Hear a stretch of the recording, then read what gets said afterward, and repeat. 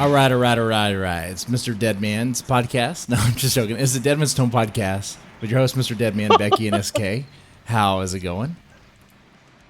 I don't know. If Yeah. it's just your podcast, man, then I might have other things to do. I know, right? You know, I was saying back earlier to you guys. I don't know. Maybe I was feeling a certain way, feeling kind of sentimental. But I was telling you guys, you know, I need you guys on the show. I care a lot about you guys. You guys, Becky, you are the counter to like my, I guess, mansplaining ways. You know, SK, you are like, you have that wisdom. The pain in the ass. You have the wisdom that you get with age. And you're kind Oh, of yeah. grouch. Old as dirt. Yeah. Yeah. Archaeological. Yeah, so I definitely need you guys. The show would not be the same without y'all. It would just be me, be boring. We've done that before. Not doing that. You're not boring. Oh, come on. Hey, first, actually, no, other news. Hey, you listeners, you should really consider becoming a patron of Deadman's Tome, and I'll tell you why. Not only will you help an indie publisher that's trying to do a whole lot of good for authors, like there is actually a goal to give 100% royalties. I'm not joking. That's one of the end goals there. Anyway, you also get access to private shows and an early access to the brand new issue Mr. Deadman made me do it. It's out now, but only for patrons. Like now? Then it's Yeah, good like too. right now, it's out. You just go to patreon.com/deadmanstome. You know, give a little pledge, a little donation, and you'll be able to read it. Look at that. It's good too. It's everyone really else. good. All right. I think with that out of the way, do you have any other announcements, Becky? The deep fried horror should be out before Father's Day. It should And be. it has an awesome. It's an awesome lineup in it. And awesome? Okay. I thought you said like awful. I thought Yeah. I thought she said awful. Did Yeah, she say that's an awful? awful lineup, guys. Awesome. Okay, way to upsell it. I like that. All right. Anyway, ladies and gentlemen, our guest tonight is the one and only, Francine Martin. Is that right? Did I get that right? Oh my god. Oh my Perfect. god. Okay, I'm sorry. I do apologize if it was incorrect. No. That's how it was written on the postcard. Accent right and everything. Okay. That's nice. because you wrote it. Well, don't. Okay. I don't have a defense for that. Yeah, it's true. I wrote it. Frank. All right, Mr. Frank Martin. Well, don't tell them that I need to be cultured. Yeah. Otherwise How about Frank Martin? Frank Martin. How are you, man? How's it going? I'm doing just fine. That's good to hear. Now, for those who don't know who you are you, and what do you do? What am I and what do I do? I am a author and comic writer. I write spanning a whole bunch of different genres: science fiction, fantasy, and of course horror. And I write books, comic books, short stories, novels, novellas, and yeah, that's kind of what I do. Okay, that's pretty cool. And how long have you been doing this? I mean, like most writers, I've been writing all my life. I started in elementary school, always loved it then, kind of wrote stories on the side, but I've been kind of pursuing it as a professional passion, I would say, maybe for the last 5 or 6 years, where I really put my effort into getting stuff out there. Okay. And now, is there a certain reason why you're drawn to, let's say, a horror? Yeah, I like horror stuff. Well, there you go. Makes sense to me. Perfect sense. I mean, I have vivid Yeah. memories of being a kid and going into Blockbuster and going up and down the horror aisle and just renting movie after movie. It doesn't matter what it was, but it's such a wide span of what things can be. Some horror is super creepy and supernatural. Other horror is slasher and it could be quirky. So it's really, I don't know. there's been books upon books written about why people are attracted to being scared. I mean, it's kind of weird, but it's awesome. Yeah. Yeah, I mean, there's a lot to it, right? Because Agreed. there's different types of horror, and it's like, what is it? Is the, I don't know, the thrill of being scared? Is it that it challenges you, that you feel frightened, all that, or is it the comedic aspect? Like when I sit down and watch horror, like it's rare that it scares me anymore, but I'm actually more drawn to like the comedic stuff now. It's like, you put the genre on its head, you know. Pieces of what you like, and then there's horror that's not scary at all, but it's gory and it's gross and torture porn in a way. Mm-hmm. And for some reason, just to watch something whose sole job is to try to make you squirm. Yeah. I don't know why people get enjoyment out of that too, but for some reason it's a whole industry. Yeah, I mean, in that regard, it's kind of like to each their own, right? I mean, like some people are more drawn to the torture porns or the gore stuff, like Saw or Hostel. Some people like, I don't know, what's that movie? Tucker and Dale versus Evil, something like that. Tucker and Dale, man. Yeah, I was a big fan of. There was a comedy horror with Leslie Vernon, where she plays like a serial killer, and a camera crew follows him around, like taking a documentary of him being a serial killer. I mean, it was a comedy, but it was making fun of all those old slash movies. It's just. Is that horror? I guess it is, but it's fun. Horror, I like to think of horror as like hip hop.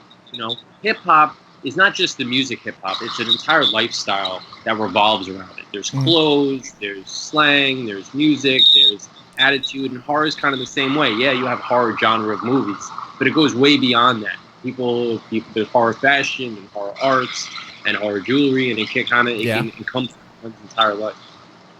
Wait, hold on. Is someone using the restroom right now? I mean, SK, are you training the lizard right now? What was that sound? Is that Not just me? Oh, okay. Yeah. It wasn't me. I thought I heard something. Okay. It might be the shrooms I took earlier, or might be this Jack Daniels. You. No. I can see him on the toilet, be like, "Who's in the bathroom?" All right. Okay. It probably was, little devil. Yeah, well, I won't ever tell. I don't have my webcam on for a reason. Okay, now I stumbled upon something that caught my eye, the Ordinary Monsters, your Kickstarter campaign. Now, what can you tell us about this? Because this looks exciting, by the way. I just want to let you know.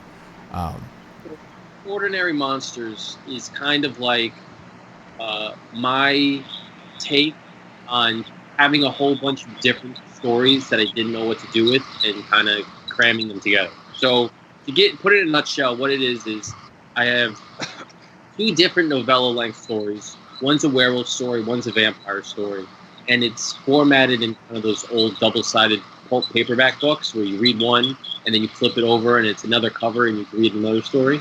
Okay. Oh, yeah. Yeah, so that's one aspect of it. And then after those stories, there's a follow-up short story that kind of spins off of those longer tales, which kind of expands upon the universe.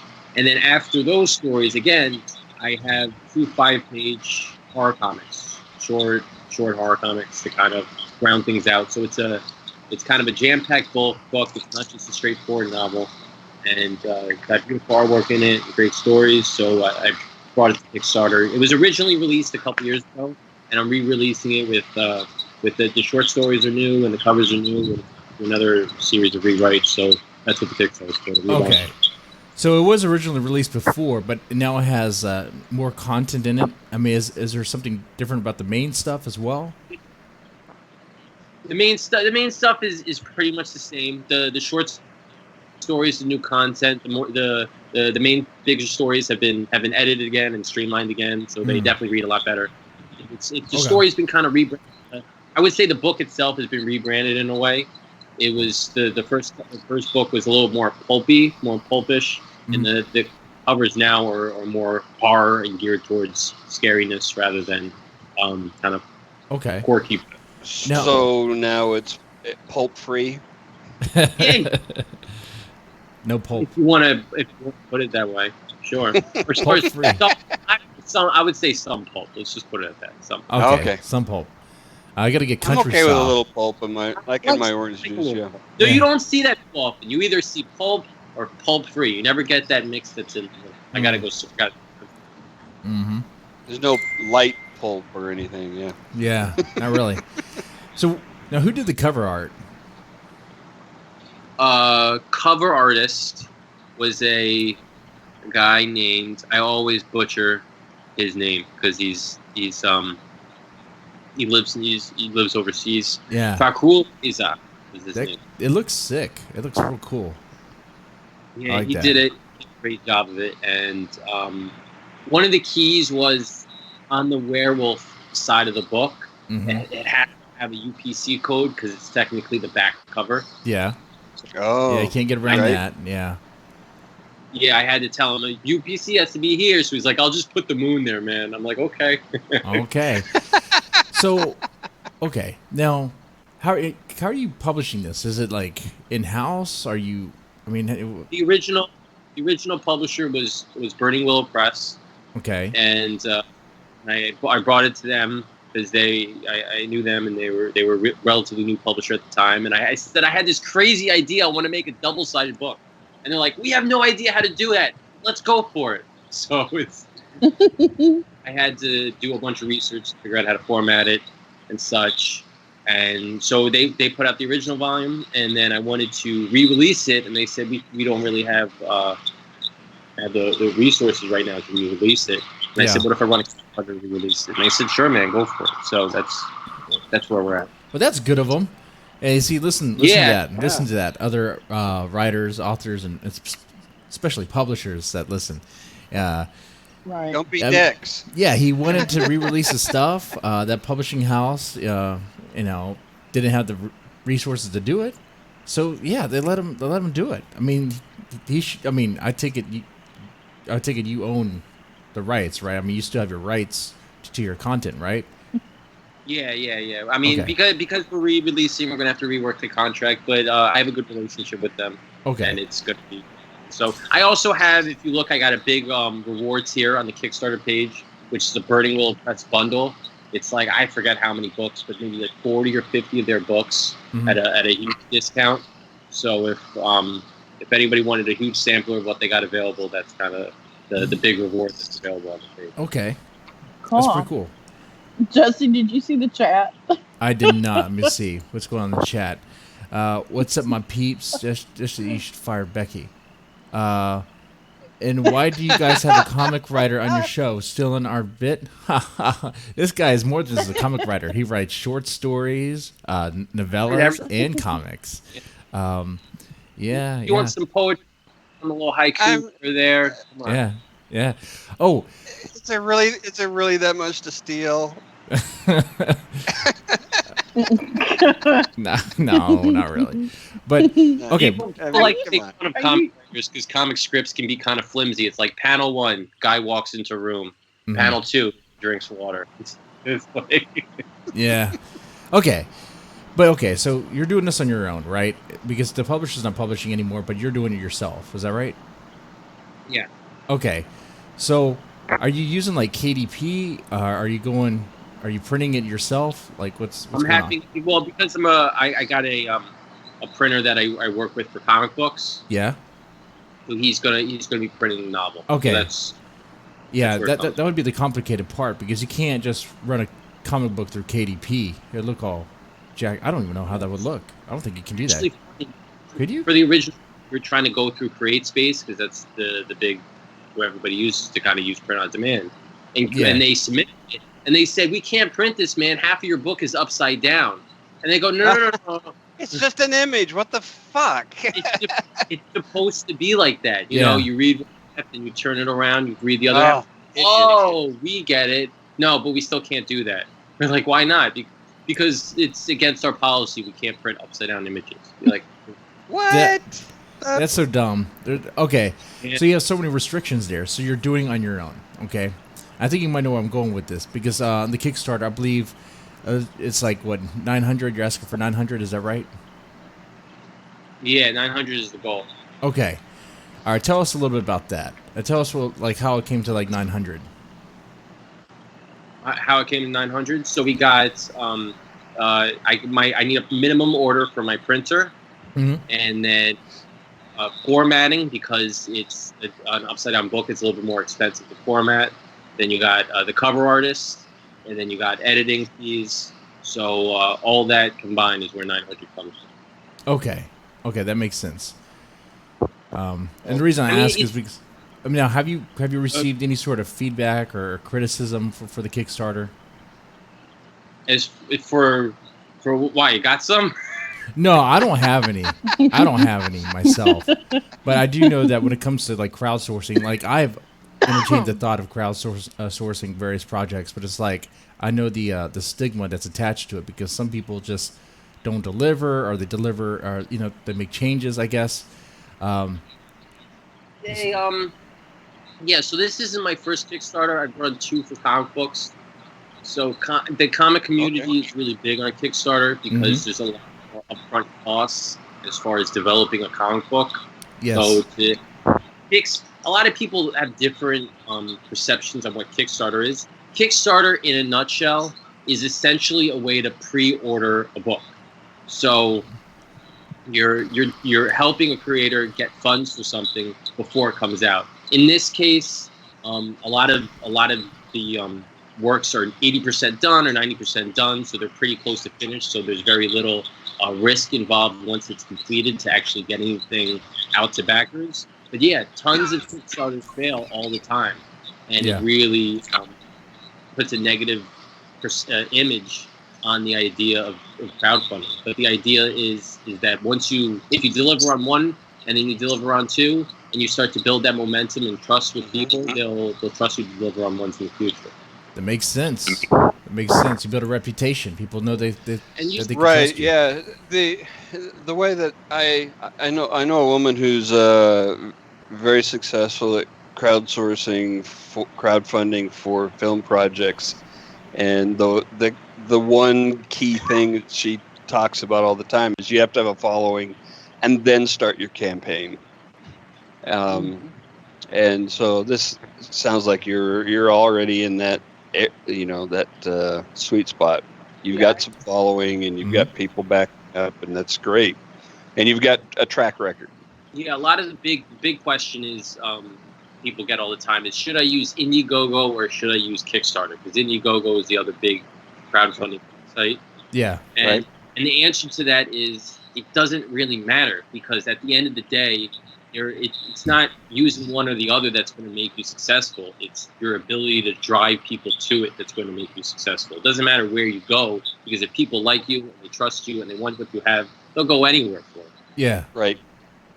Makes sense. Absolutely true. Absolutely true. And you see a lot of people too on Kickstarter that really have no idea what they're doing. They'll go and fund a book, and their goal would be like $35,000. Like, $35,000 for a book. What kind of book is that? People that have a goal that's a little unrealistic. Yeah. And they might have a sentence or 2 on their Kickstarter page, and so you could tell right away somebody that doesn't understand the platform, doesn't understand how to run a campaign, and that immediately right there is not going to garner a lot of trust. Mm-hmm. Well, it's people who think, well, how much money do I want? Well, let's pick a number. Yeah, right. And a lot of people too, it might be a justified number. For instance, if you're developing a huge comic book, an anthology with a whole bunch of writers and a whole bunch of artists, and it might cost you, $10,000 to put together. And they might say, okay, if it costs me $10,000, that's what my goal is going to be. But if you're just starting out and you don't have the following, you're never going to hit that number. Yeah. Right. You got to play within your limits. Right. It's better to aim low and go over than to set a high target and miss it. Yeah, most Definitely. certainly. That's a trick, because you don't want to set too low that you're going to have trouble making the thing that you are promising to do. Mm-hmm. Well, I've seen in film projects, I've seen people fund just stages of projects, right? like, hey, we just need to do some like post-production work, and we need this amount to do that, Yeah, that's rather definitely- than trying to bite off the whole chunk in one campaign. when it comes to financing, every little bit helps. Mm-hmm. Yeah. It really does. So how long is the? I think you might have answered this already, but how long has the Kickstarter been up? All right, how long has it been up? It launched on Wednesday. On Wednesday. Okay. And you already have. 6 days. You have So how long 30 is that? backers. How long? Yeah, I have 30 backers. I'm about halfway to the goal, a little more, Okay. and I think I have 11 days left. Yes, So- that's right. It's only like a 2-week campaign. Yeah, it's a quick thing. I'm not. Okay. So Kickstarters have most of the funding comes from either the first couple days or the last couple days. In Right. the middle is what the infamously is known as the dead zone, where it's just people just don't want to back in the middle. It's just kind of human nature. You either want to get in right at the start or you want to get in at the end. So I like to try to limit. If I have a low goal that I don't have to fight for, I like to limit that dead zone because it can be kind of depressing when you go to the page a whole bunch of times and Nothing's happening. Yeah. I can Sure. imagine so. Cut out the dead part. Huh? That's cool. Yeah, the middle But part. speaking of how No gangrene. to cut out the dead flesh, But yeah, I mean, it's Ew. definitely a project. I definitely want to back this, and it doesn't look like it takes much. $10, $10, and you get a paperback. Is that right? Is that what I'm looking? No, Was it? so I just added the paperback minimum is 18. Oh, 18. So Okay. yeah, that's the cost of the regular book, and I have free shipping for the U.S. Okay. I have an ebook available for $5. I just added a new reward tier that you probably saw, which is $10, which is the ebook and Okay, the that one. the cover art I'm making into prints. So that's what that new reward tier is for $10. But I got tons of other stuff. I got a bundle with a bunch of my other novels. I got an audiobook. I got a bundle where you can get the old version of the book in addition to the new one. So there's a bunch of different rewards here that you can play with. And hold on one second. Cool. I'm looking right now, of course, on the Kickstarter page. So this is what I'm looking at. This World War One Battlefield. So this is the comic that's inside? This looks so that's badass.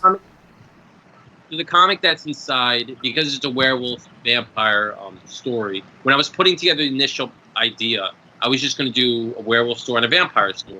And I had these comics that were lying around, these 5-page comics on my computer that weren't doing anything. I'm like, can I put these in the book? Because it's a werewolf story and a vampire story, and I got a comic with werewolves and vampires in it. And they're like, I guess so, let's try. And so we threw them in there. And so it's World War One is the setting, and it's basically werewolves versus vampires on the World War One battlefield. There's no dialogue to it. There's no story. It's just good old fashioned monster fighting. Okay. And just to make sure we're clear, I mean, this is definitely inspired by Twilight, right? I'm just Oh my god. fucking with you. I'm just the fucking with World you. War II, World War One episode. No, but the vampires glitter and all that. I'm just messing. I'm It takes just messing. place in this northwestern part of the United States during World War. Yes. But so who did the artwork? Yes, vampires. Purple. Did you do the art for the comic? I did not do the art for the comic. If it was six figures, then yes. But, Okay. This is sweet. Let's talk about someone else's art real fast. This art is awesome. With the art is done by an artist named Chris Winters, Okay. who also did the cover on the original release. So, on the original release book, he did both the comics and the cover art. But for the re-release, they just kept him for the. I just kept his comic pages and a new artist do it. Okay. I mean that scene right there when they're going into the trench and beating up the Germans. I guess I don't know who they're beating Wait, up. scroll back. That looks like is that the Pillsbury Doughboy? Which one? Or the Staple? Where? Which one? Okay. I'm on top now. Are you on the? I'm on the Kickstarter page. I'm just scrolling up and down. Excuse No, go farther down. Where's the Pillsbury Doughboy? I forgot to mention that. Yeah, the Pillsbury Doughboy and the Michelin Man kind of jump into the scene, into the trend. Okay. Oh God. It was hard to tell that or the Stay Puft Marshmallow Man, Yeah, it could be like a cameo, you know? right? I like that. Oh, any other questions about the Kickstarter? There he is. Oh, I see. That's two guys. That's a guy's back. Okay. It was scrolling really fast. It was hard to tell. Oh, okay. That makes sense. I can see it. I can see it. Yeah, can see yeah. Okay. Likely story. All right. And so, do you guys have any questions about his Kickstarter? Because I want to ask about the content, really, about the story itself. But if you guys have questions about the Kickstarter, we can talk about that. So that's kind of the funny thing is that the project itself is so cool and jam-packed with stuff. I never really talked about the actual stories. Oh, but we will tonight. Don't worry. Don't worry. I love Yeah. getting into the gritty of it. I think I kind of missed the part of, like, where are you having it printed? I have an independent comic printer. Oh, okay. He does my comics, and I reached out to him. I said, "Can you print a book?" He says, "It doesn't matter to me, man. I'll print anything." So I was like, "Okay." Awesome. So, before I actually went ahead with this, because I like to know all my vendors before I go ahead with stuff, I had him print up the book just to see the quality, and I got it in the other room. It's pretty damn good, and I'm happy with it. So I know it's exactly what it's going to look like when it's done, and I'm going to be happy to send it out. Man, well, I might need to talk to you about that because Deadman's Tome is considering. There's a particular. Well, all right. I'm looking at publishing a comic. The guy does the cover, talking to him about something, keeping on the DL. But I need to find a printer. I need to find a place to go to take that, you know? But. Epson sells printers. Said that like Yeah, lucky, like, that kind Oh, of printer. dear That kind of God. printer, SK. Yeah. I'm going to print it on my home computer. There you go. There's your fucking comic. I'm And staple it together. Wait, you want equality? Come on now. God. Oh, Don't geez. mind the streaks. You wanted more than one copy? You wanted more than one copy? Yeah, What the right? hell? Oh. Okay, well, tell us about the story, though. So tell us, what is the story going on in Ordinary Monsters? I know you have multiple short stories. So what's going on? Just pick one and First just story, dig into it. it's a vampire story. Okay. And, this story is about two sisters, and they're having trouble with their parents, and they're fighting. And one of the sisters, it takes a little bit of a Twilight-y turn. And my ultimate goal was to kind of give a little Twilight flair, and then spin it completely on its head and goes just straight up strain horror. So that's kind of what I wanted to do. So she, one of the sisters, they're having fights with their parents. One of the sisters kind of wants to rebel. She's a pretty pale boy that she wants to go after. Okay. But it takes a pretty hard left turn when she starts to get along with him. Doesn't end well for anybody. When she gets alone with him? Uh-oh. Broke. Oh, okay. Huh? I missed you. What did you say? What happens? Where does it make that turn? Well, she wants to rebel, and he invites her over, and she's kind of like, I don't know, why am I doing this? This is not the type of person I am. Yeah. And so yeah, he's not the pretty boy vampire that people expect him to be. Yeah, no, you don't say no to Dracula, right, or whatever. He's Lestat. Lestat. You don't say no to Lestat, right? Is that what we're getting at? Wow. Okay, that's pretty cool. So that's number one, and then after that, it's a short story that expands upon that story. And then you got one of the comics. And then once you're done with that, you flip the book over, and then there's the werewolf side of things. And that story is, if the first story was about family, this story is about friendship. It deals, It's two friends. Like bros. They're in high school. Yeah, they're bros. They're in high school. They're drinking buddies. They get, but one of them is kind of harboring a dark secret that connects to World War II. And wait, you said it connects to World War II? His dark secret? It does connect to World War II because this friend has a dark secret that he's hiding. He's got a grandfather who's a World War II veteran in his house. Okay. And as the friend discovers his friend's secret, it starts to delve into werewolf territory, and you figure out the history of grandfather and the werewolves, and that was originally the very first story that I wrote for this entire project. So that was kind of the inspiration for it. Okay, so he's like the son of a Nazi or something. Is that what's going on? Yeah. I just spoiler. For some reason, werewolves go together like peanut butter and jelly. I don't know why. Werewolves and Nazis? They just werewolves, go Nazis, and good leather uniforms. I'm sorry. But yeah. They go together. Shit. Okay.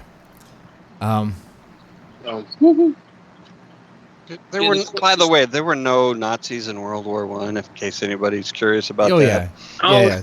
The Nazis weren't even a thing yet. The comics have nothing to do with stories. They're kind of just a bonus. They're an add-on, so they're completely bonus. The Nazi bonus.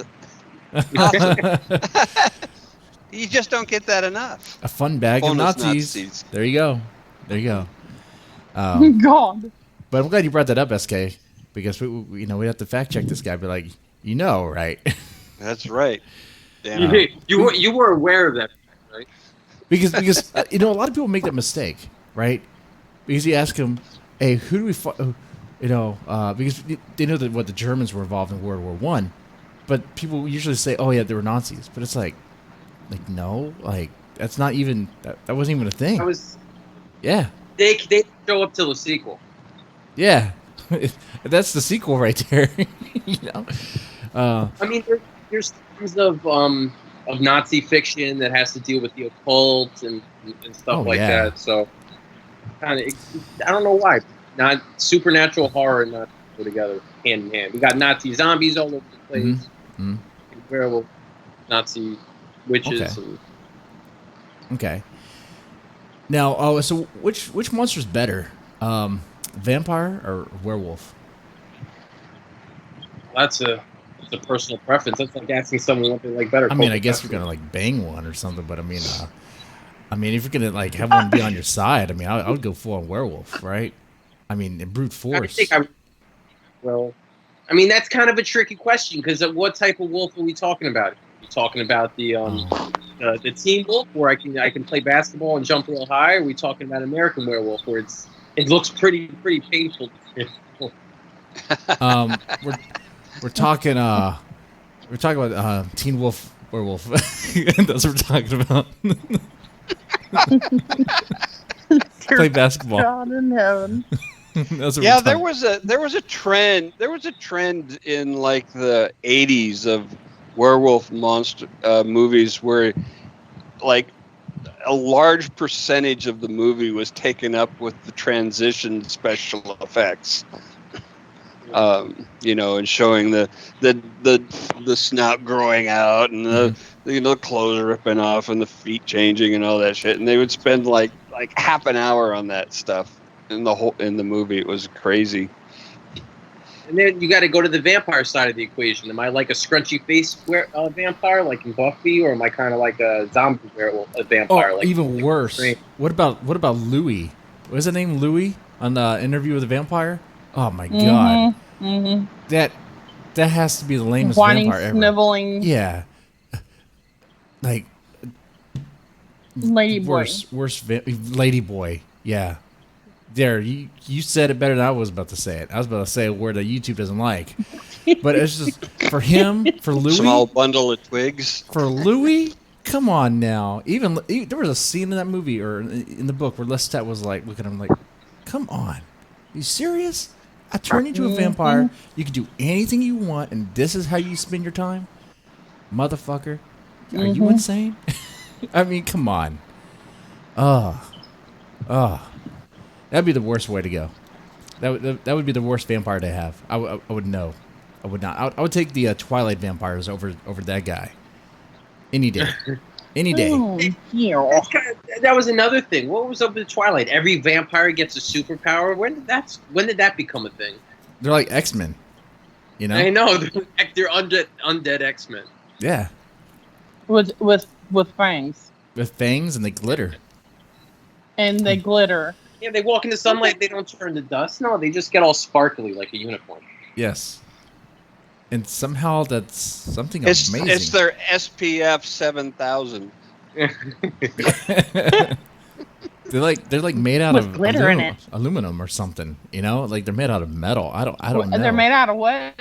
Aluminum. They're made out of what? Aluminum. I said it right. Becky. Did I?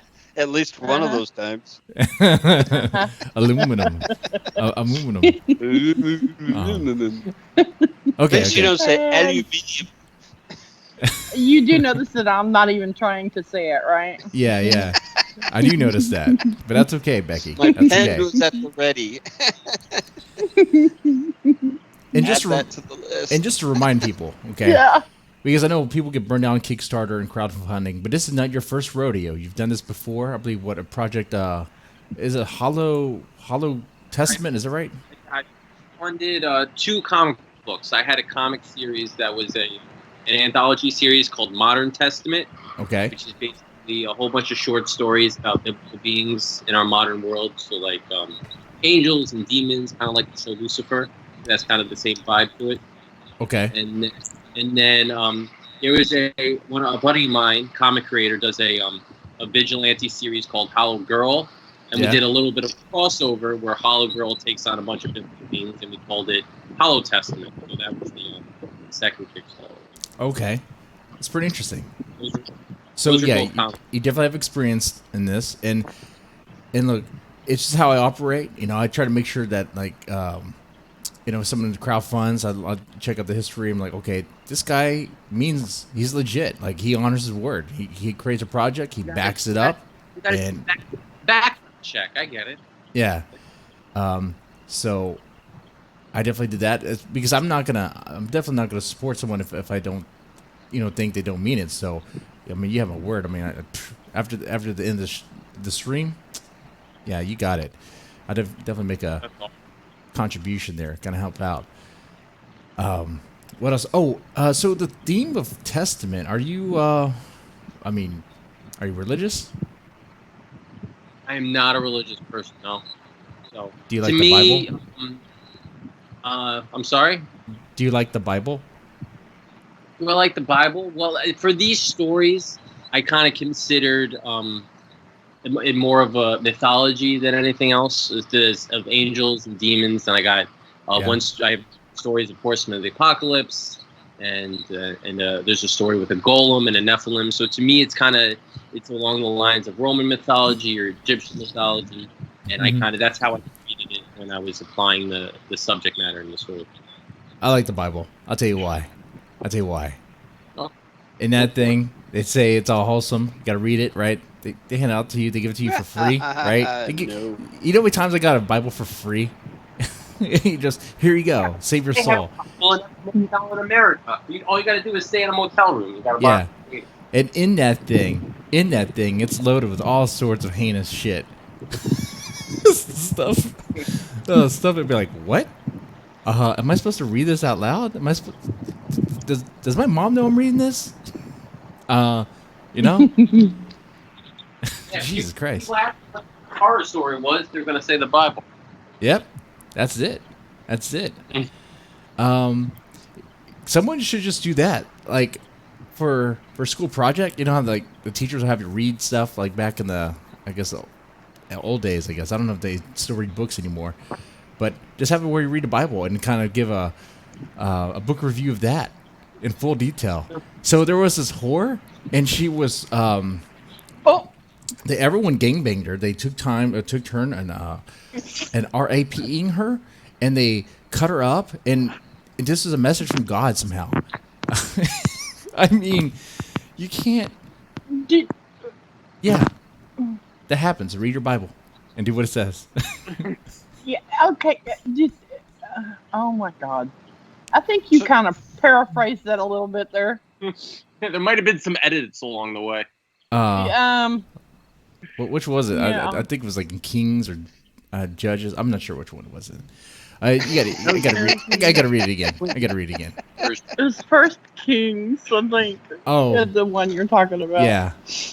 The concubine. They call them concubines. Sorry, not whores. I'm sorry. Yeah. Concubines. And they, Fancy name for girlfriend. yeah, for side girl. Yeah, side girl. Mm-hmm. So that's cool. So where do you get your inspiration from? Oh, sorry. What, Becky? No, you're fine. Nothing. Oh, sorry. Don't want to That was the mansplain. Bible according. That was the Bible according to Jesse.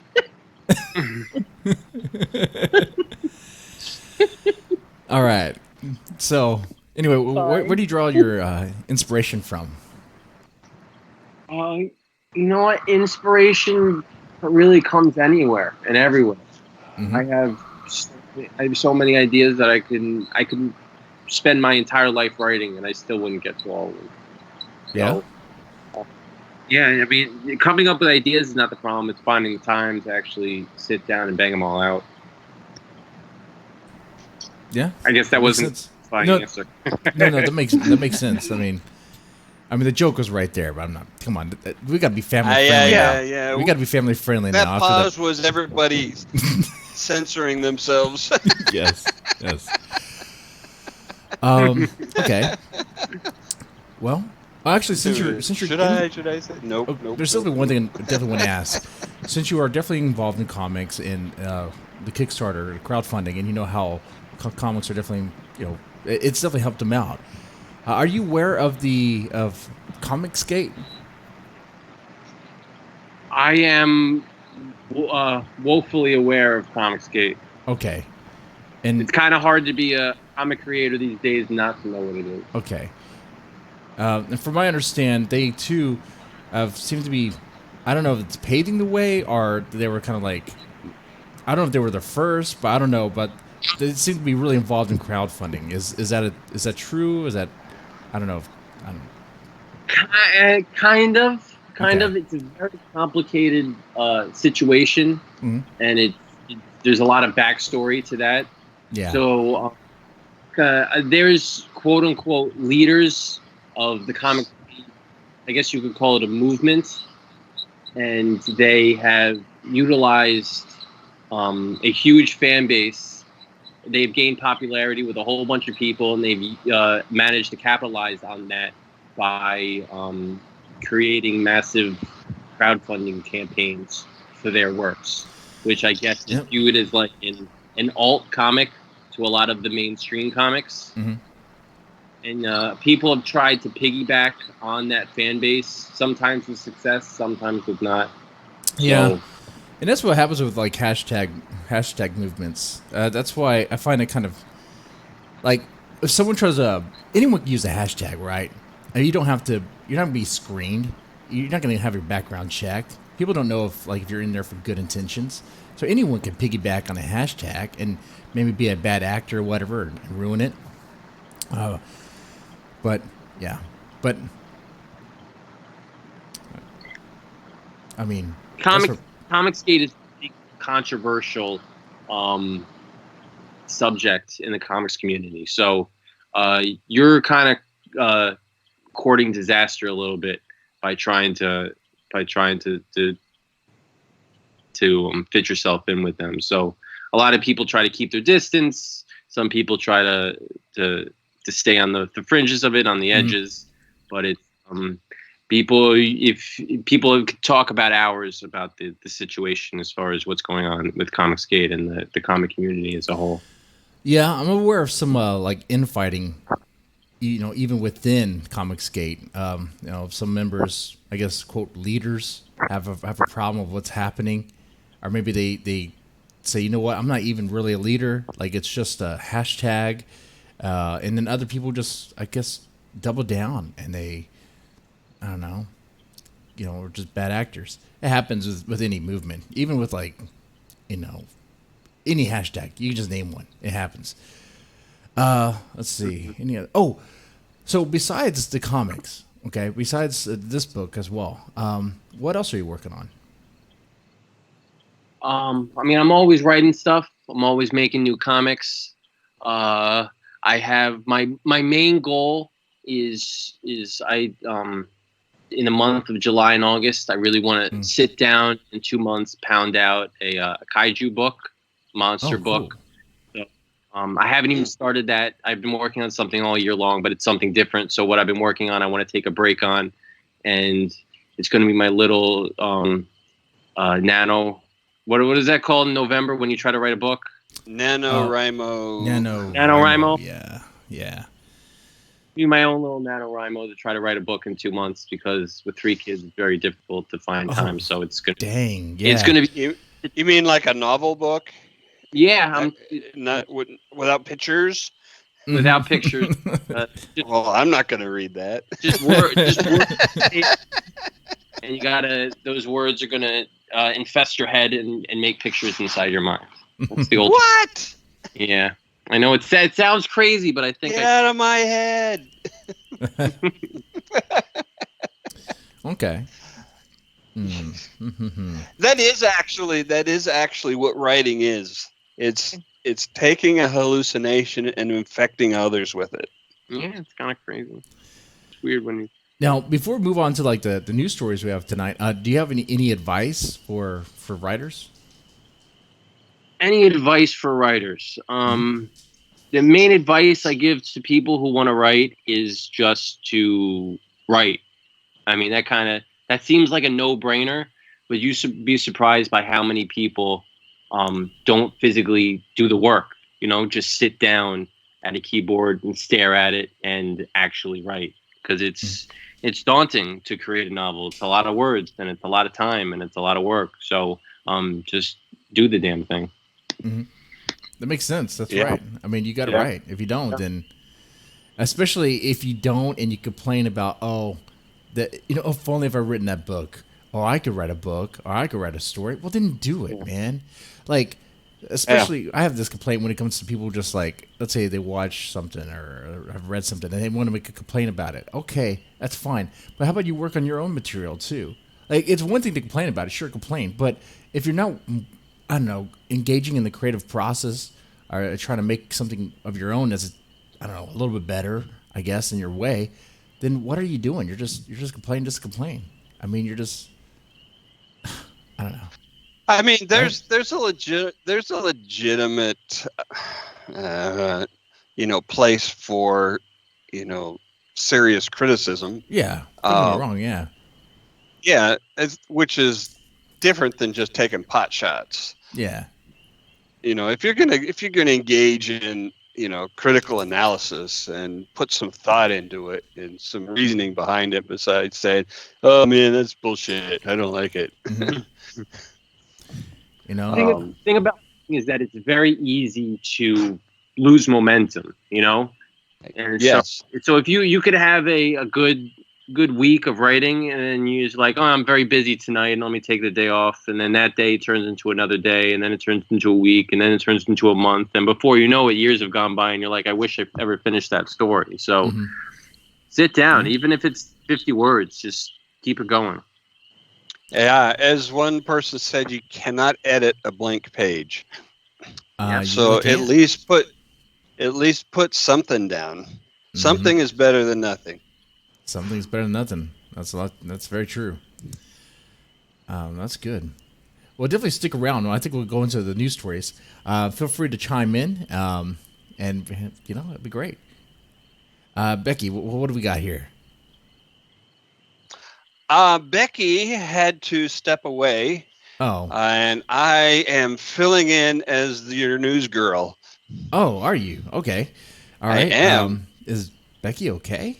Oh, I guess we'll check She's in. not feeling the best right now. Oh, okay. Dang. So she had to go lay down. That's not good. Okay. So, well, I'll take a shot for her. We hope she feels better.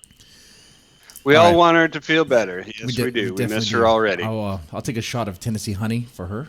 Hopefully That'll disinfect you, but not her.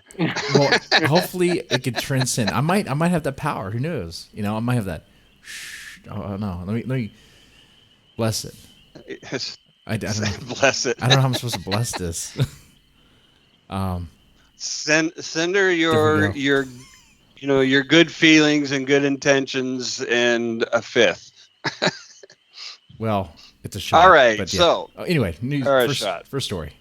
By the way, you had a different kind of honey whiskey before, right? Yeah, American honey, a wild turkey. I prefer that. So let me hear.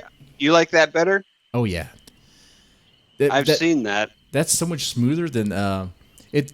This Jack Daniel's Tennessee honey is so much sweeter, but in kind of a way I don't like. I'll drink it, of course, but anyway. I'll try it out. I used to drink a lot of Tennessee honey, and I've found after taking a long break from it that I don't care for it as much anymore. So maybe the other stuff I'll try. Okay. All right. News story number 1. Kentucky pastor busted for trying to set up threesome with minors. And that's minors, not miners. He wasn't trying to, well, not people who dig coal. A Kentucky pastor was busted for trying to set up a threesome with 2 minors who work for him, according to police. Bobby Blackburn, who is the pastor of Elevate Church.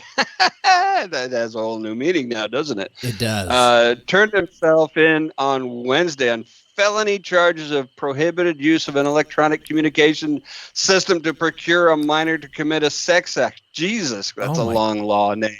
That is. Oh, he turned himself in? Oh, man. Yeah. Okay, they must have been putting the squeeze on him or something. The pressure must have been building. Yeah. Because he must have known that they're either coming for him by force or he just needs to turn himself in. That's it. Right? Yeah. Because, apparently this pastor also owns a pizza shop. Well, we might have a real pizza gate then. They might have... I mean, what the fuck? I have to give it, though. At least he went for the threesome. I mean, if you're going to do something wrong, you might as well go all in. I guess, yeah. I might as well. If you're gonna do wrong, go all the way in. I guess. Wait.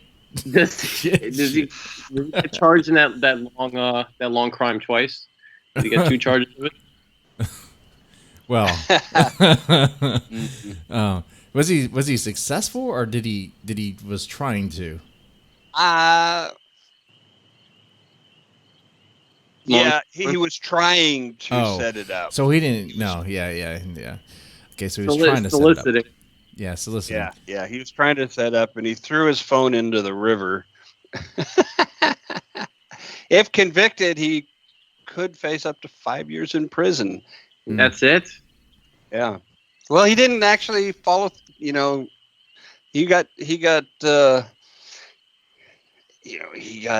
in trouble before he could carry it out. I don't think that really matters. I mean, what was the guy gonna change his mind at the last second? I know what you're saying. Yeah, but you don't. It's in a lot of ways, it's not illegal to want to commit a crime. Yeah, I know what you're saying though, because it's like we know what he's gonna do, likely, right? So it's like why not just give him the full sentence? Right. But we're not in Minority Report territory just yet. Yeah, there's one of those things where you're like sitting on the couch. You're like, you know what? I could really go for some minors right now. And then once you step out that door, you're already guilty. Yeah, I agree with you there. But of course, the court of law would be like, well, did he actually do it? Guilty in your heart. Yeah. Oh man. I mean, we do in this country base our guilt, our crimes are based on actions, right? You have to take an affirmative action, a definitive step towards that crime. Otherwise, Yeah. So wait, this wasn't like a sting operation? No. That's what I'm curious about too. I'm curious about how. Not a sting. It was not a thing. Did the girls like turn him in, or did he just walk into the police station one day and was like, you know what, I was trying to pick up some little girls, arrest me? I think the girls or boys, whoever it was he was trying to perp on, ratted him out. I think somehow pressure was one of the built in. girls showed the text messages to a cop. Yeah. Yeah. So the problem here is, And then, I see the word got around to him, and he decided to turn himself in. I see problems with his plan. He wasn't thinking right. One, he's not Catholic.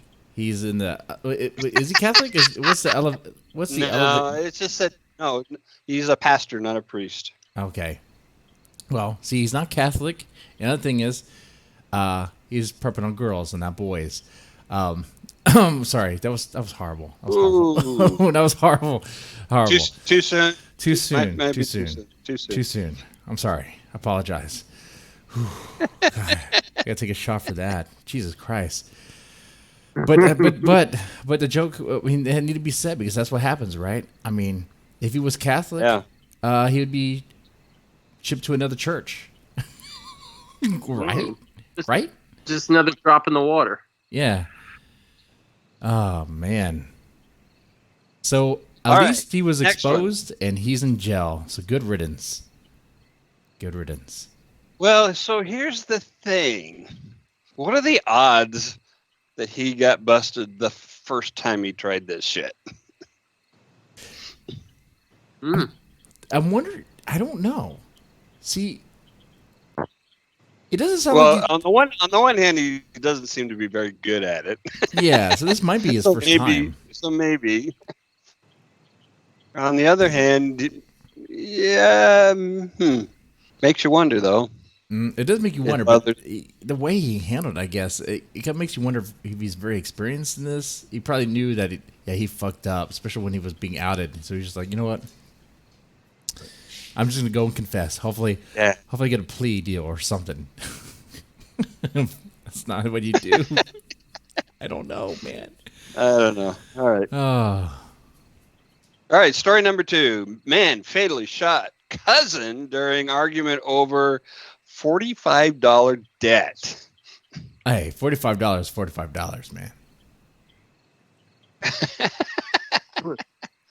What was the interest on that? Yeah. Yeah, you want to cut that off before one of them was pretty interested in it. Well, but A Missouri man fatally shot his cousin during an argument over a $45 debt plus some personal belongings.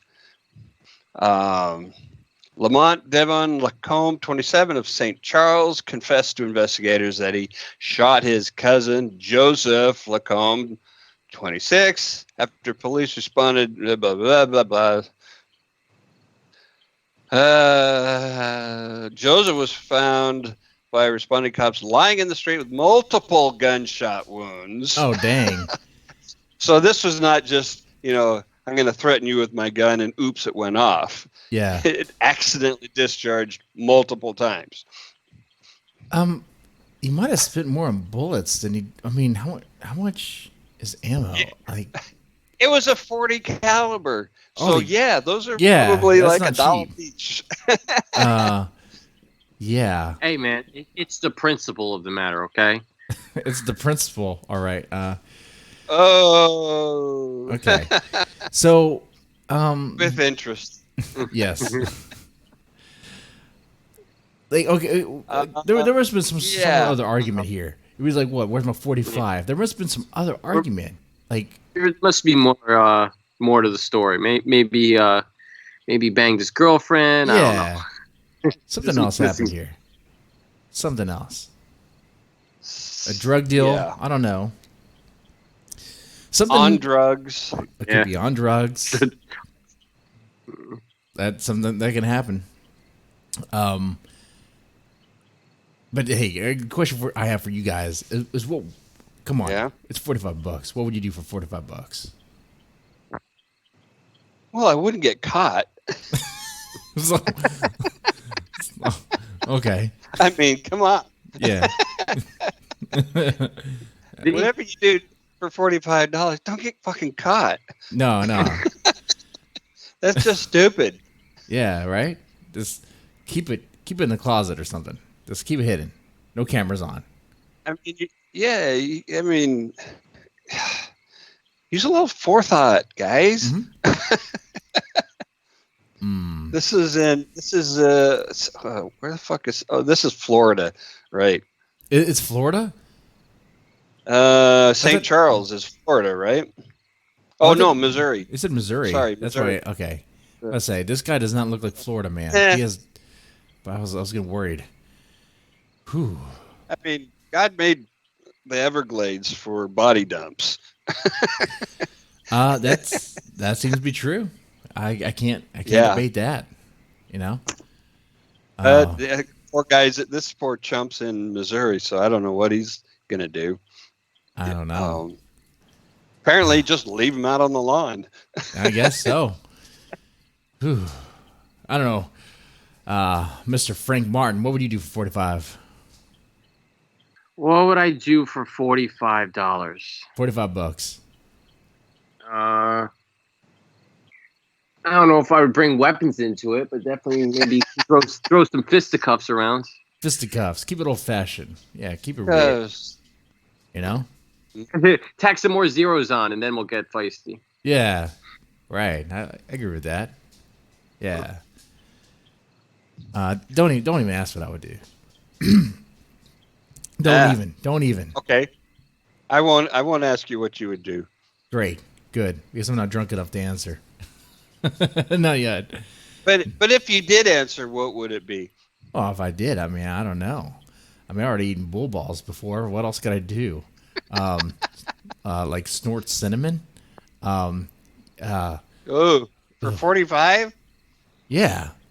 Is that Yeah, too man. low? Is that too low? Is it too high? I mean, it's your body, your choice. You know, suck on the devil's toe. That sounded horrible. I don't want to repeat that phrase again. I'm glad Becky's not here. I'm glad she's not here because she would She's listening. You know she is. she would be like, "Oh yes, you better. Oh yes, you better." I'd be like, "Nope, nope, nope," and then I would.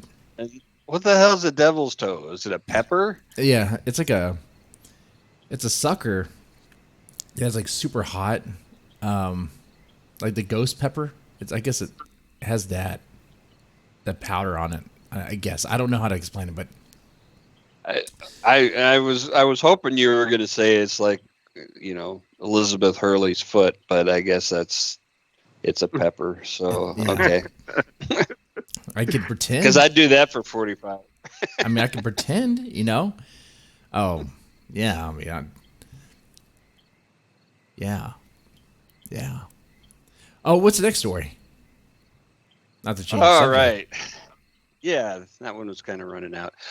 Fake rape claim ends with murder of accuser's former neighbor. Wow. So false Me Too ends with a dude murdered? Is that what I'm hearing? Yeah. We got the Oh. beginning of the story, and we got the end of the story. We're missing the meat. All right. So here we go. A Florida woman, dun dun Of dun. course, in Florida. You can't Yeah. make this up. You really can't. Okay.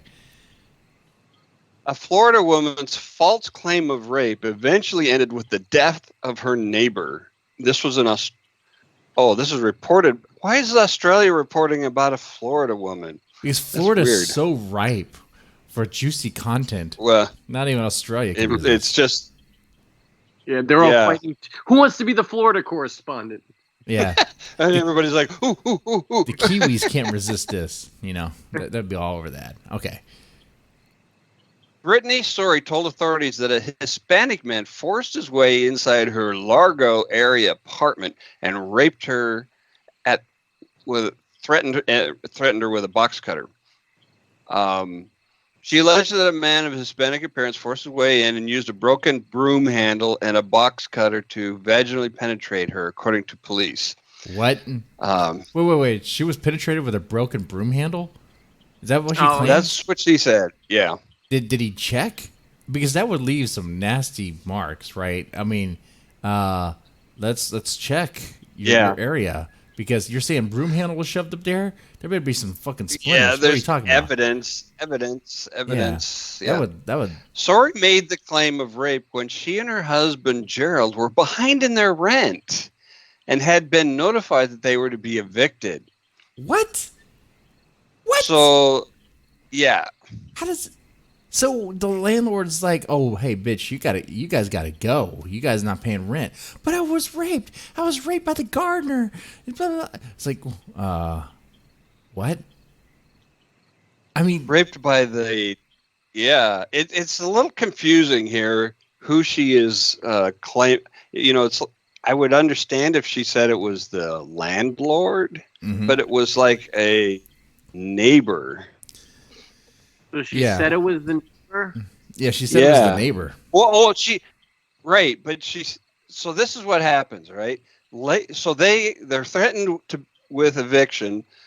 She makes this rape claim to the cops, but then they move out Okay. anyway, Okay. and then a friend of theirs went to the apartment that they used to be in, and some guy starts banging on the door saying that this woman owes him money. Mm-hmm. And the friend's on the phone, and she goes, "Oh, that's the guy who raped me." Oh, so she says And that's so the her- guy who raped me? Yeah, the guy that she owes money to. Yeah, She tells her friend that that's the guy who raped me. the landlord. And so, I guess, right? well, it's just they just call him a neighbor. They don't actually say he was the landlord. So So it she could be drug concocted dealer? a story. She Yeah. kind of used. Yeah, it could be a drug dealer. That- Yeah. And so her friend who was at the apartment while this guy's pounding on the door, he sneaks out a window, goes around, and kills this fucker Wow. because he thinks he's a rapist. That's the power that women have. They could just say, he raped me, and some motherfuckers can kill that person. That is true. That's a little twist on the what would you do for $45? You don't shoot somebody, you get somebody else to do your shooting for you. That's right. That's what you do, man.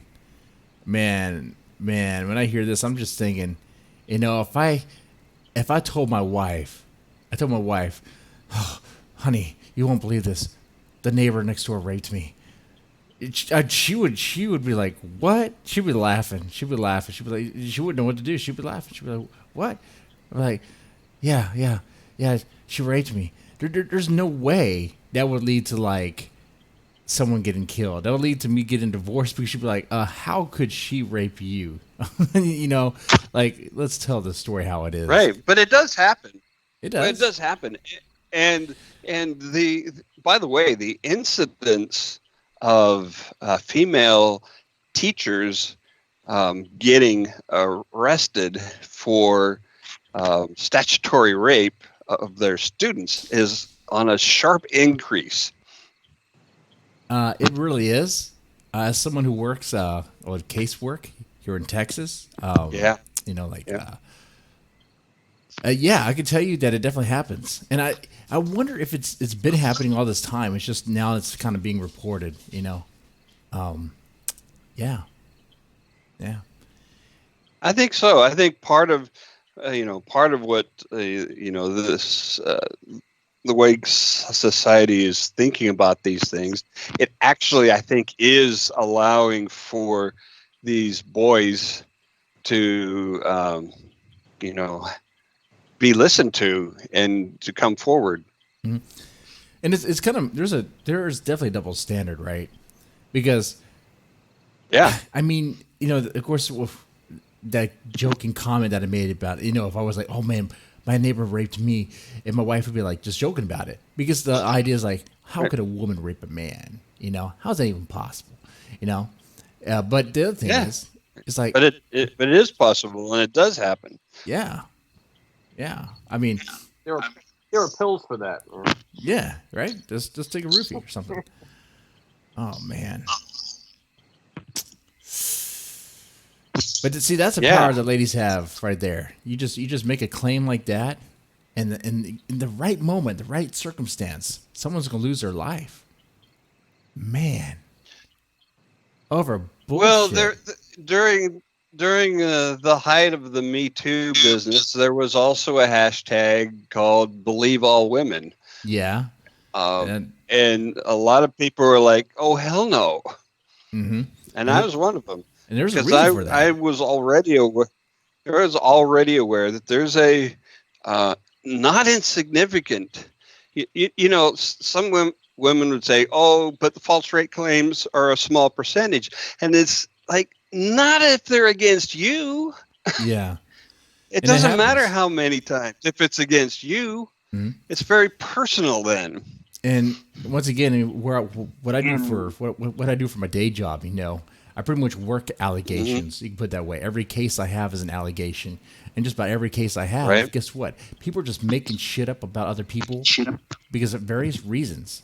I mean, especially custody Right. battles. Oh, if there is a reason to lie, people will.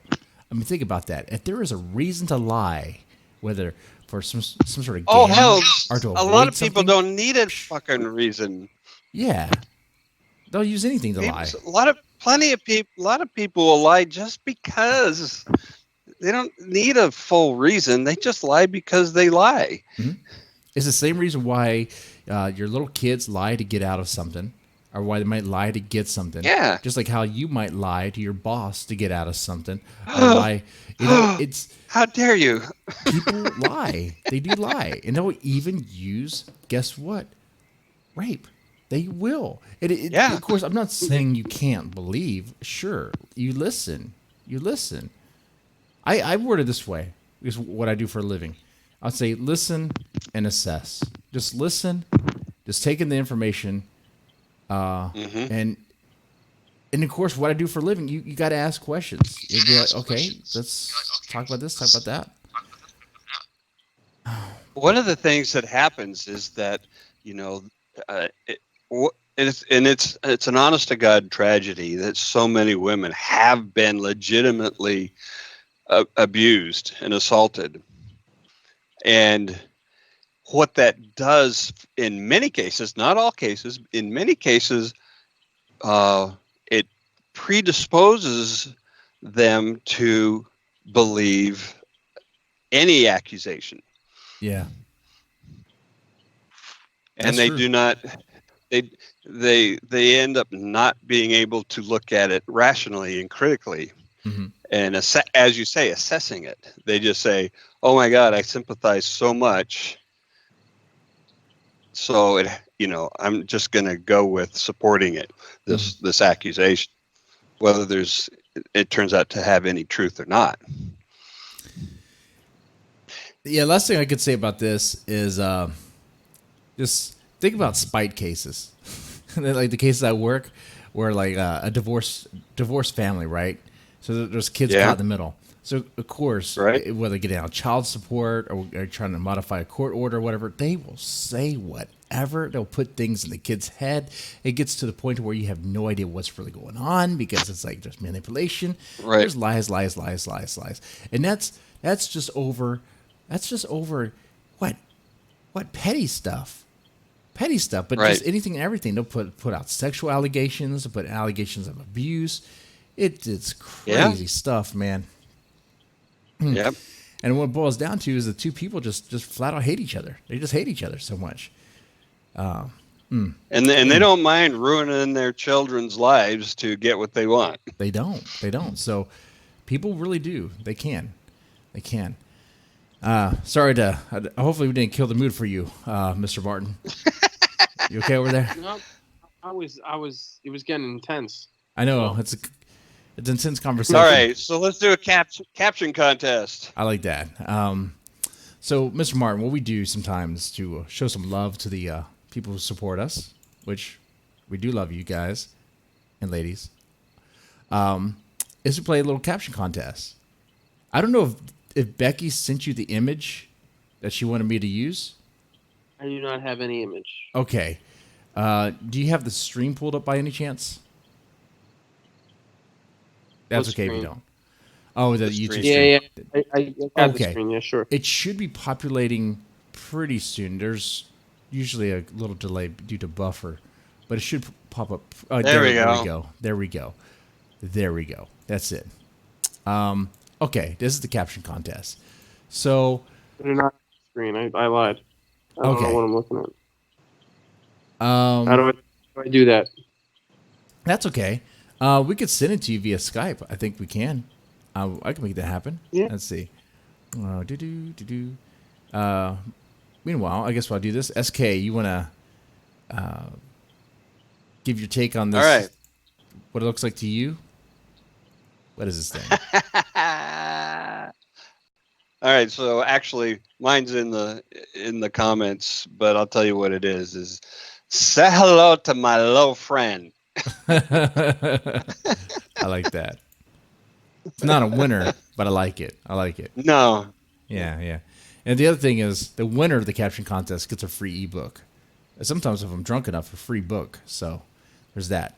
I like hearing his caption and then getting the picture afterwards. I'm like, oh, now it makes sense. Okay. sometimes that's an interesting approach. My All right, comment to here you we guys- go. Okay. I guess I'll save it for later. Okay. Just read them.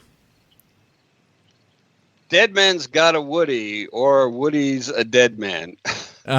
Okay. That's good. I just gave a potato head. That's actually I like that one. Tried that American apple pie, best snack of my life. Okay.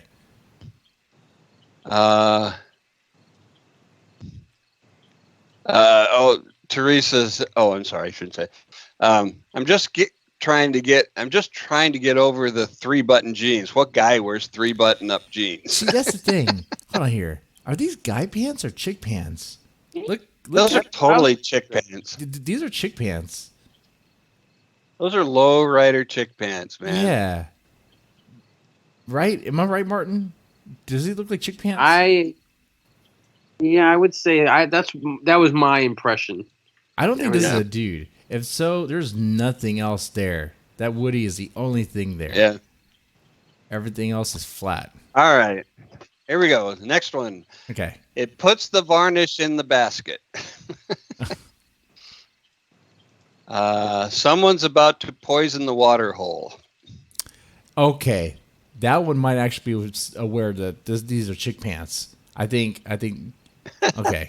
These are chick pants and Woody's going in there for some fun. That's what's going on here. Okay. I've got a friend in me. Oh, that's good too. Okay. That Monday feeling. There are worse STDs than chlamydia.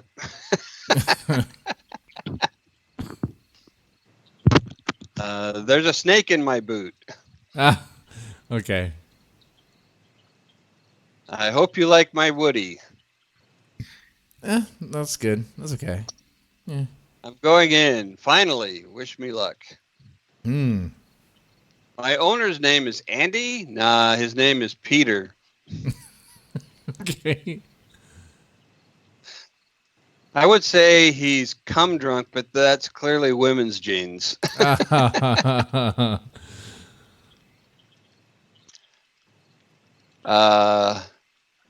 I'm sporting a Woody. This crotch funk got me high. Ooh, got some blue waffle treatment in there, huh? I don't know what's going on there. Ooh. Oh, so that's how she got splinters. Okay. Just so you know, the carpet does match the drapes. All right. So what do you think? Ooh, man, the water hole one. The water hole.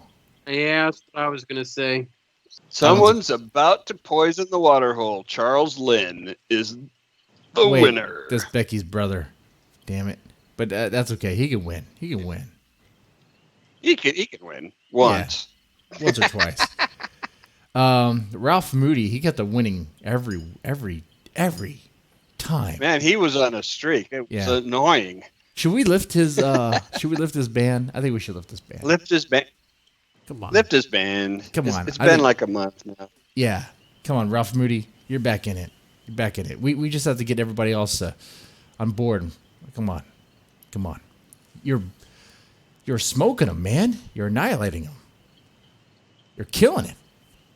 You're like the comedian who's killing it at the comedy club, you know? Everyone else needs a turn, man. But you're just flat out killing it. Murdering.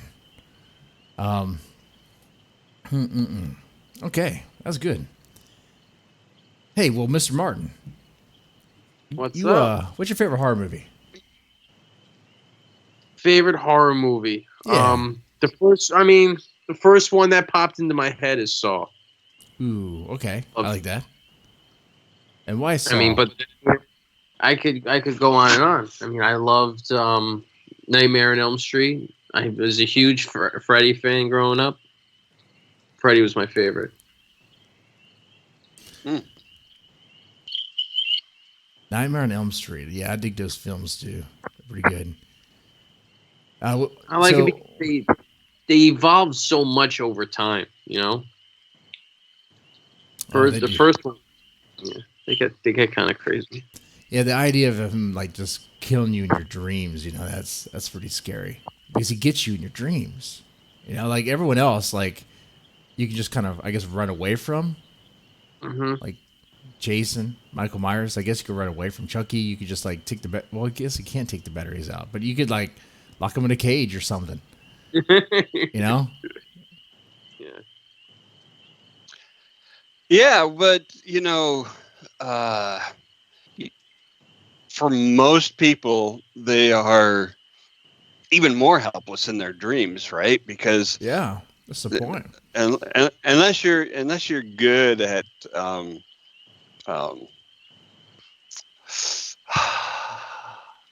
what's it called?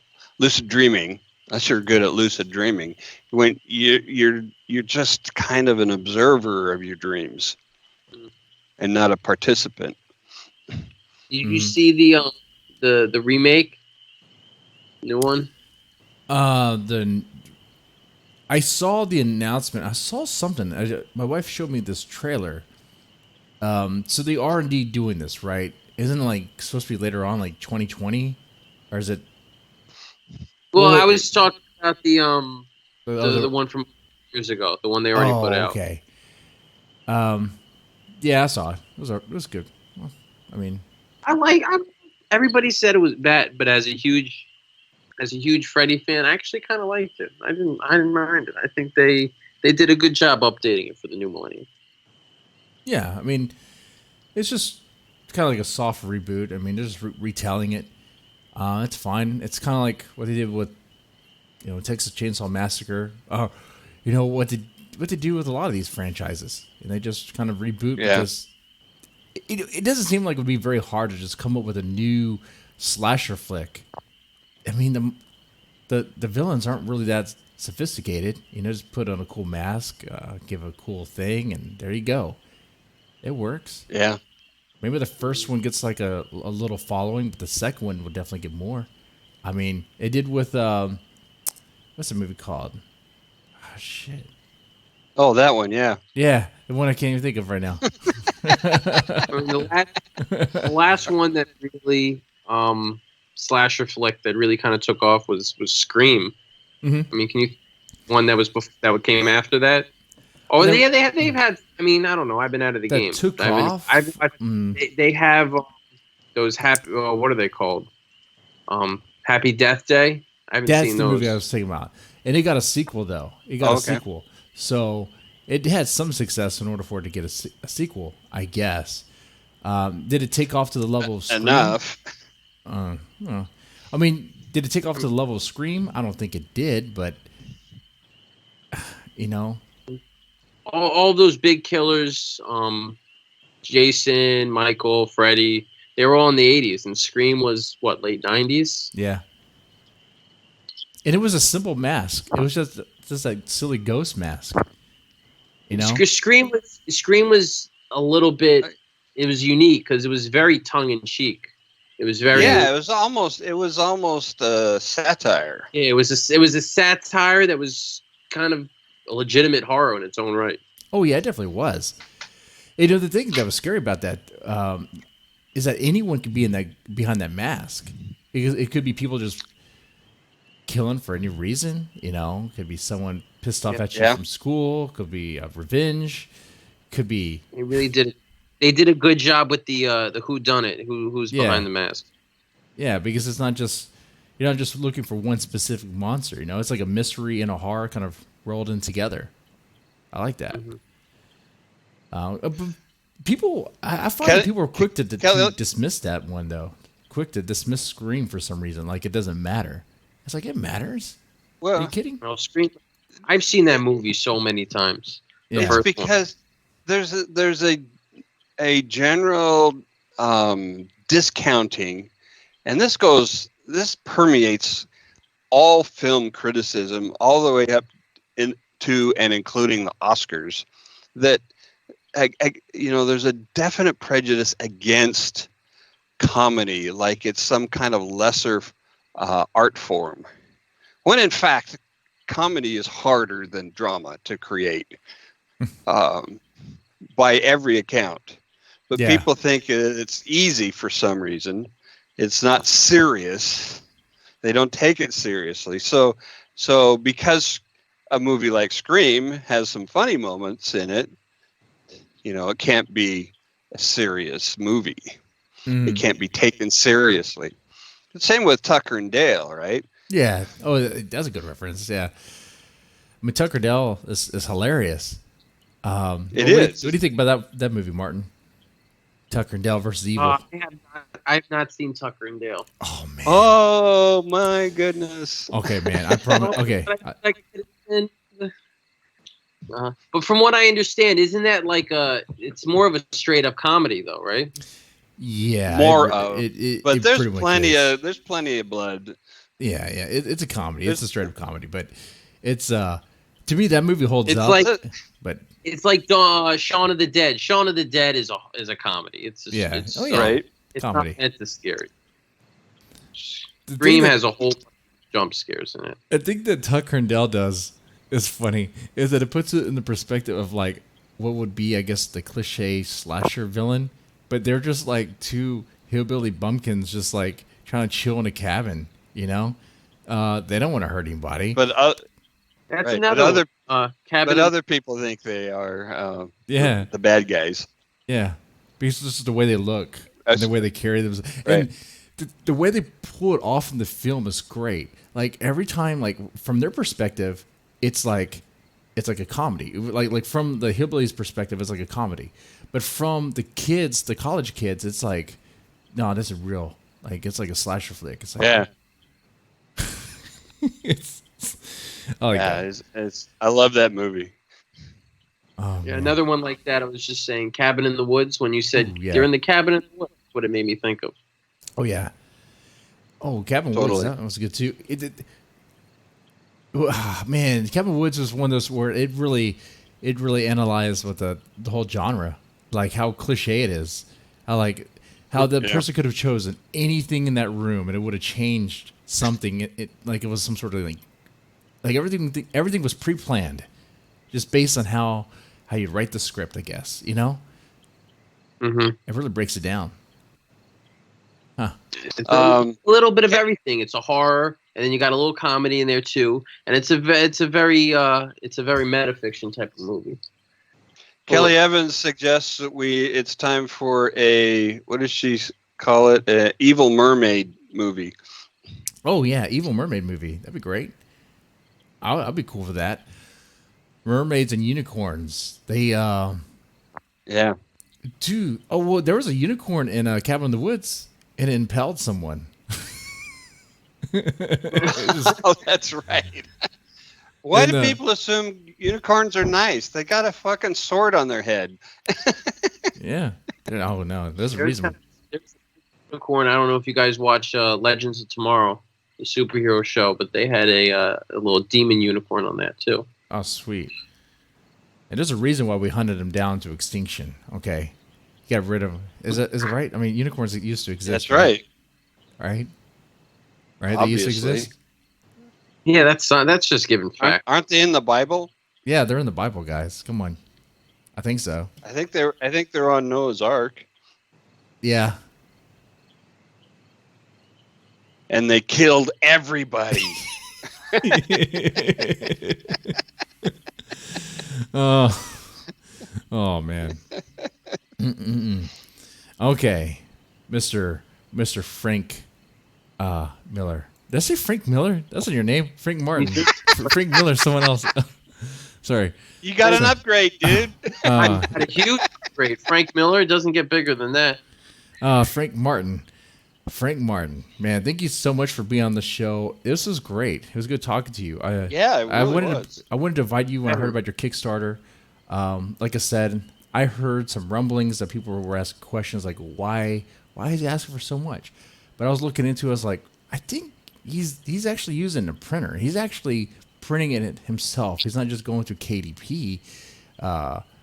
This is legit, guys. Like, I think. Oh.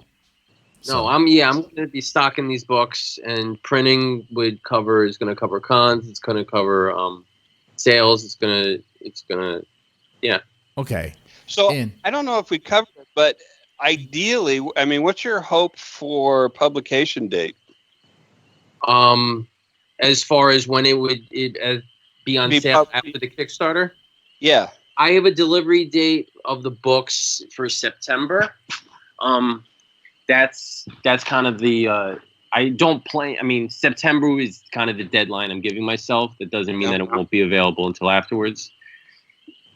Kickstarter, you don't really get the funds right away, and even the final amount you don't get. Kickstarter takes 10% off the top, so the amount that people get, the number you see on a Kickstarter campaign at the end of the campaign, that's not the final number that you get in your bank account. Kickstarter takes a fee. There's credit card processing fees.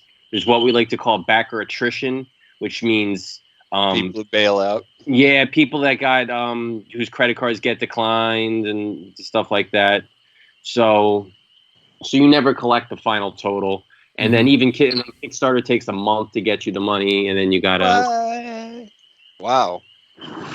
Nah, they love their float, man. It could be 4 weeks. So yeah, things take time. Now, the other question I have for you, well, though, Jesse, I'm sorry. What I want to make sure that listeners understand is, so if they don't back this book, will they still be able to get it? Yes. They just won't be able to get it until the book arrives and I actually have it in hand, and I could put it up on my website store. Okay. So if they do somehow miss out, they can buy it from you on your website. Now, I mean, do they get like a better deal if they back you? It looks like they do. Looks like they get some extra stuff. I'm not sure. Yeah, a couple of the bundles have extra stuff that's at a discount. And also for the US, I built shipping into the base reward tier where you just get the book. It's free shipping. Mm-hmm. So, well, that's good. So I think we should have him back on when this book is publicly available. Definitely. I think so. And then we can dig deeper into horror and talk about some other things you want to talk about. You got a bunch of books we haven't even touched on. So I got a couple of books, some sci-fi books. My other big horror book, I have a zombie book that's out. All right. That was a lot. So we'll definitely bring you back on next time whenever your book is out. That's great. Ladies and gentlemen, thank you so much for supporting the show, watching it, listening. It means a whole lot. Press the like button if you enjoyed this. Subscribe, share. Tell your friends. Mm-hmm. You guys take it easy. Make them subscribe. Yes.